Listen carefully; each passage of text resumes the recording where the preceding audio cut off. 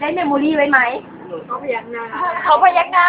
การพยักหน้าเป็นการตอบรับหรือปฏิเสธตามหลักจิตวิทยาแล้วพยักหน้าคือใช่มีนะหลายหน้า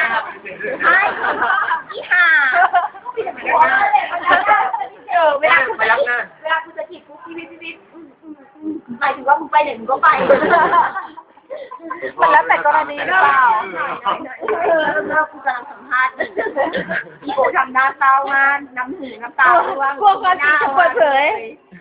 เอาถามต่อเร็วคำถามที่สองรู้จักกันนานหรือยังคะรู้จักกันได้อย่างไรที่เดียวกัน ทำงานที่การนานหรือยังคะ3 ปี 3 ปี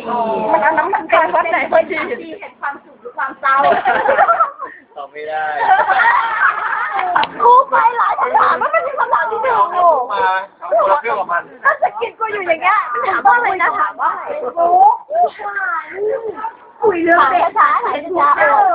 มึงเป็นคนให้มันไม่ได้คุยเรื่องกูหรือเปล่าคุยเรื่องกูหรือเปล่าดำก็ดำฉันโอนอยู่โต๊ะร้านกูทำอยู่พื้นไม่ต้องขึ้นสแตนมึงยืนตรงนั้นว่ากูหนักหนาเร็วๆเวลาน้อยช้าไหนเร็วโอ้ยแค่มันจ้องอยู่แดกอะไรเนี่ย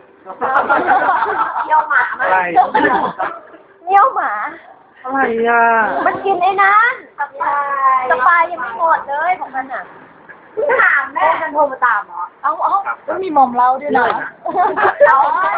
ไม่จำด้วยทีนะต่อยไก่โป๊กต่อยโปรแกงอ่ะนะต่อยไก่โป๊กมา